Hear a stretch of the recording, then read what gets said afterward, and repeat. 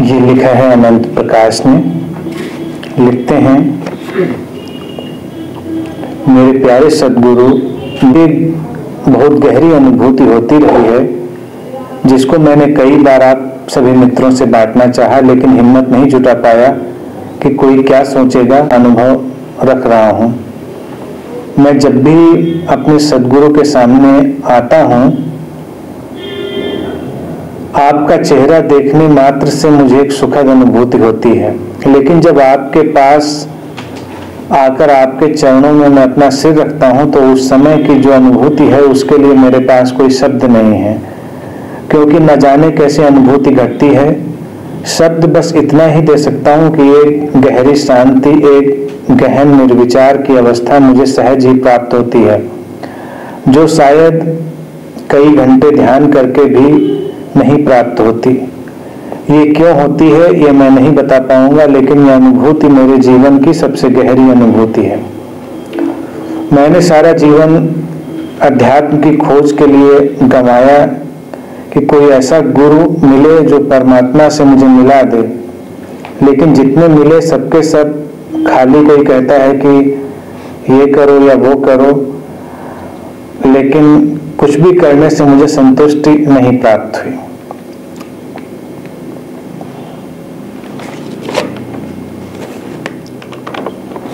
बहुत कुछ करके भी मेरे आंतरिक मन को संतुष्टि नहीं मिली, लेकिन जब मैंने आपको पहली बार लखनऊ विश्वविद्यालय में देखा था, मुझे आपको देखते ही लगा कि शायद आप मुझे संतुष्ट कर सकें। इसके बाद जब आपसे मिला तो संतुष्ट भी हुआ, और दीक्षा के बाद बहुत सारे चमत्कारिक अनुभव भी घटे। मुझे तो बस एक ही बात पता है कि कोई राम हो या कृष्ण हो, बुद्ध हो या रामकृष्ण परमहंस या कोई और सद्गुरु, किसी ने मेरी प्यास नहीं बुझाई। मैं न तो इनको जानता हूँ न मानता हूँ। मेरे लिए तो राम, कृष्ण, बुद्ध वगैरह सब आप ही हैं।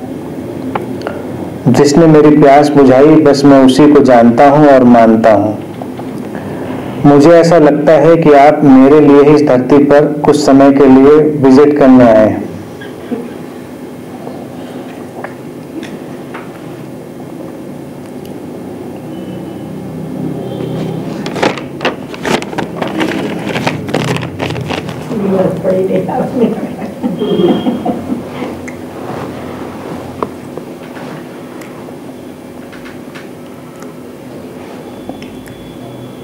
हाँ भाई, तुम्हारे लिए ही आया हूं, लेकिन ये बात मैं सबसे कह देता हूं। इजिप्ट में एक घटना चलती है और बड़ी सुंदर घटना है। कहते हैं कि जब खुदा किसी को बनाता है तो उसे बनाने के बाद उसके कान में कहता है कि तुमने मैंने सबसे विशेष बनाया है, सबके कान में। तो सद्गुरु तो एक ऐसी घटना होती है जो व्यापक घटना है। एक अर्थ में वो तुम्हारे लिए ही है, लेकिन जो कोई भी उससे जुड़ा है वो उसके लिए ही है। ये एक व्यक्तिगत सत्य है, सब्जेक्टिव ट्रुथ। और तुमने जो बात लिखी है, तुम्हारा ढंग अपना है, लेकिन बात सच्ची है कि जीवन में जहां अनुभव घटे वही तुम्हारे लिए सार्थक है। किसी किताब में क्या लिखा है, किसी ने क्या कहा है, इससे कोई अंतर नहीं पड़ता। किताबों में बहुत कुछ लिखा है, लोगों की, गुरुओं की भी एक लंबी श्रृंखला है। बस दृष्टि ये रखनी चाहिए सभी सद्गुरुओं के सम्मान के साथ तुम्हारे लिए इस जगत में एक विशेष सद्गुरु होता है। हर किसी के लिए एक तय है। इसलिए जो लोग ऐसी यात्रा में चलते हैं जिन्हें लगता है कि हम बहुत सारे सद्गुरुओं के साथ एक साथ यात्रा कर रहे हैं, वो भ्रम में है। वो सचमुच में कोई यात्रा कर ही नहीं रहे, वो अभी खोज रहे हैं, वो अभी तलाश में है। जब तलाश पूरी होती है तब तुम कहीं रुक जाते हो। तुम कहीं ठहर जाती हो और आगे की यात्रा अब तुम्हारी उसी क्षण में डूबने से पूरी होती है। लेकिन जब तक तुम्हें तुम्हारे लिए नियत सद्गुरु ना मिले तब तक तुम्हें खोजते रहना होता है। यह भी अद्भुत है कि कोई सौभाग्यशाली हो उसे शीघ्रता से मिले। संतुष्टि या तृप्ति एक बहुत ही भ्रामक दशा है, एक इल्यूसिव स्टेट है। इसके प्रति हमें बहुत जागरूकता से काम करना होता है, क्योंकि संतुष्टि या तृप्ति के बहुत सारे तल हैं।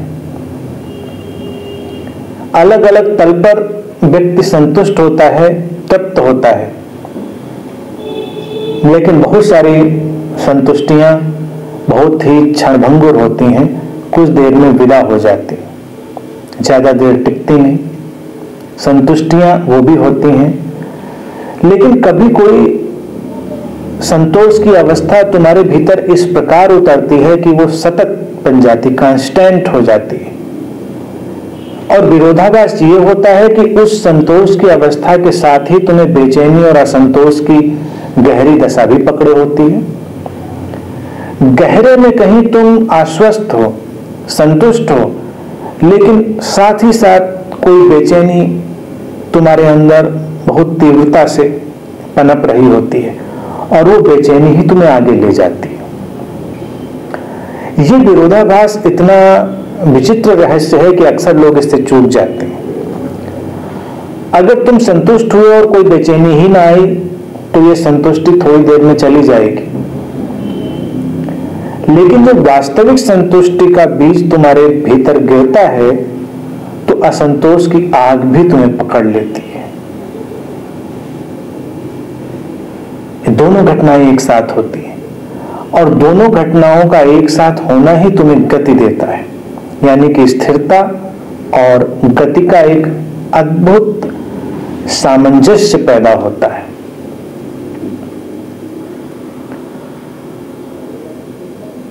तुम अगर अपने अंदर इस संतुष्टि को अनुभव कर रहे हो तो ये सौभाग्य है।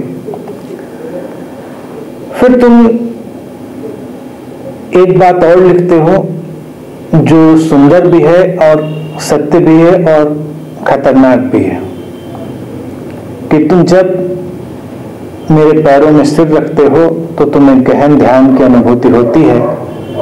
सुंदर है कि अनुभूति होती है, खतरनाक है इसलिए कि लोग इससे प्रेरणा न ले लें, कि वो सोचें कि ध्यान करने की तो जरूरत नहीं है। जैसा आनंद प्रकाश ने लिखा कि घंटों के ध्यान में जो अनुभूति नहीं होती है वो पैरों में सिर रखने से होती है, तो पैरों में सिर रखना शुरू कर दो। तो इसलिए खतरनाक है, ऐसे प्रयोग करने की कोई चेष्टा ना करें।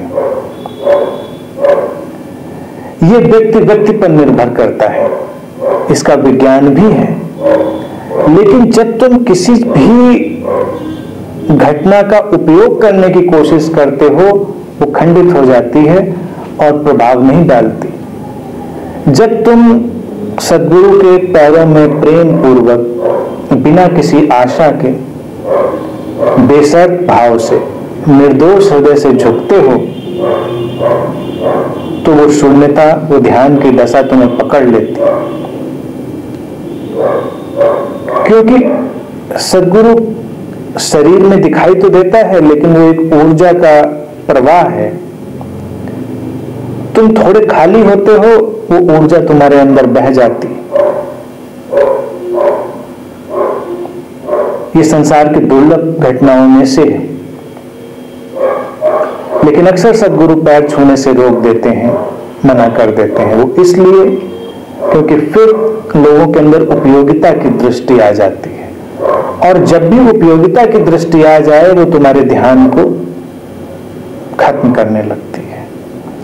कहीं भी अगर तुमने कोई उपयोग की दृष्टि अपने अंदर पाई तो घटना नहीं होगी और तुम एक गलत रास्ते पर मुड़ जाओगे।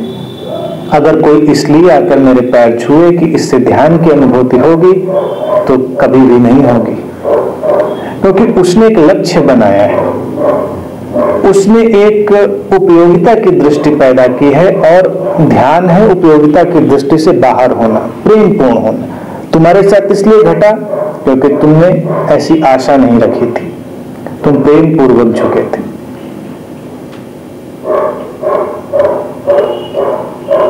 ये सहज है, होता है। जीवन में बहुत कुछ चमत्कार होता है, लेकिन किसी चमत्कार को लक्ष्य नहीं बनाना है।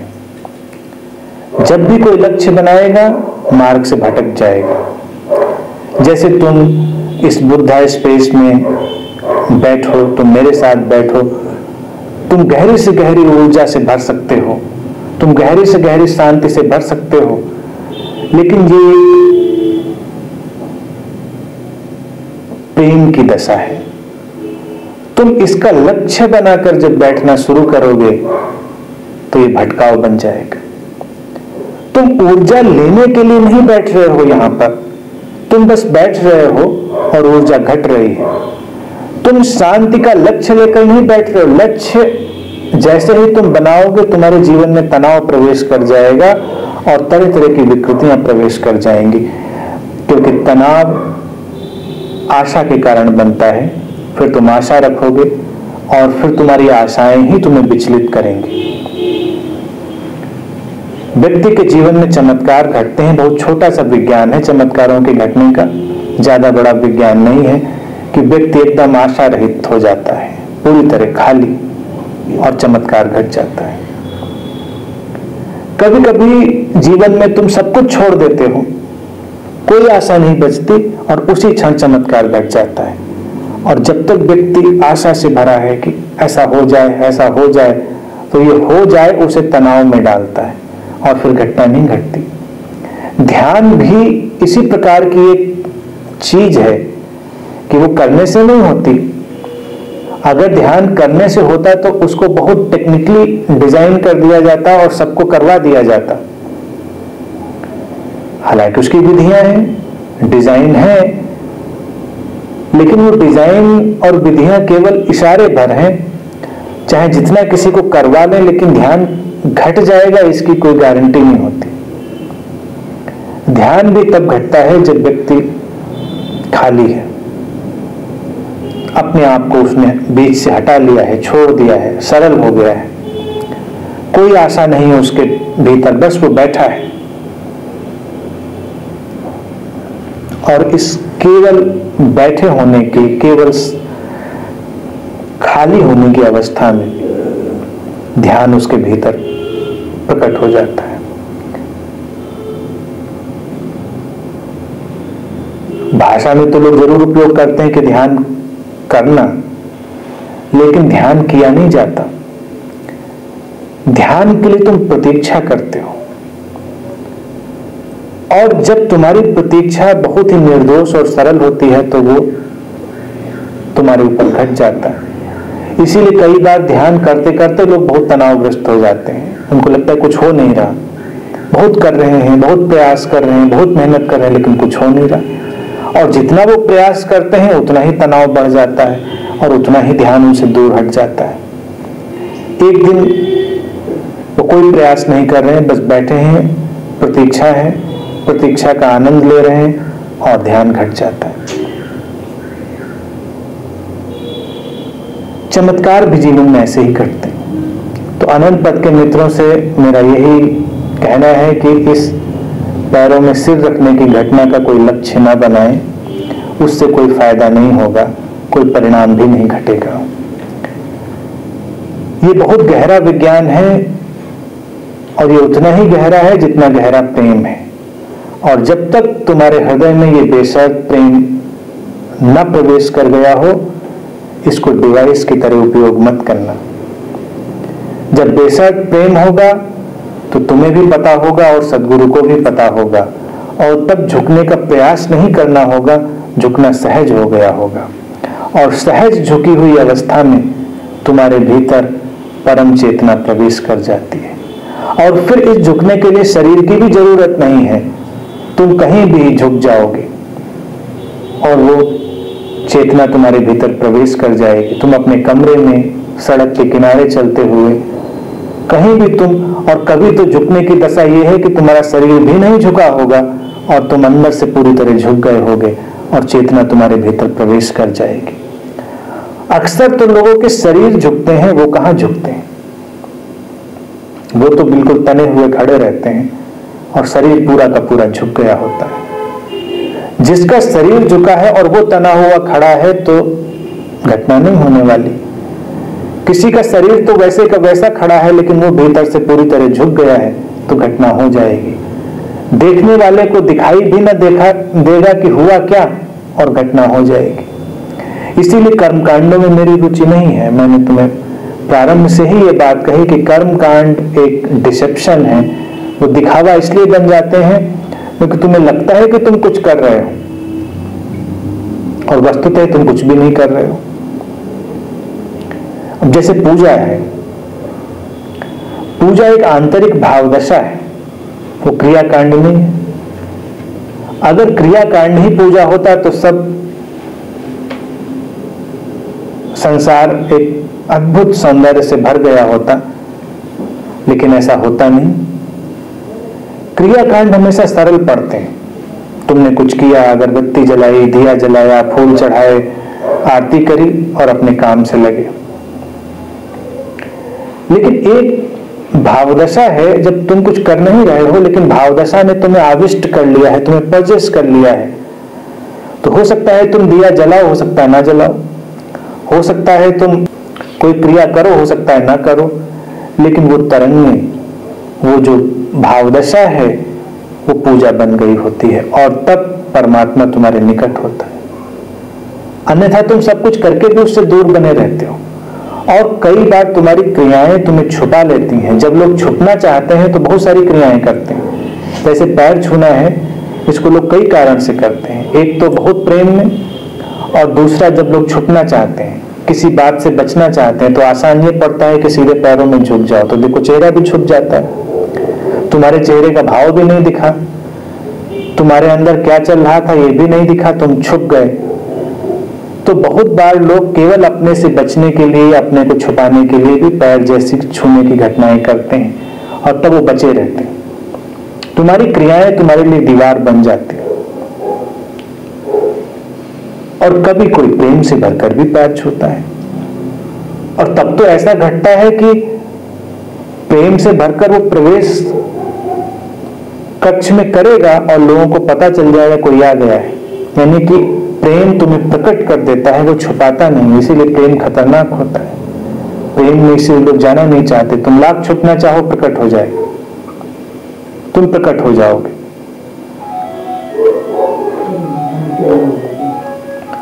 तो इन बातों को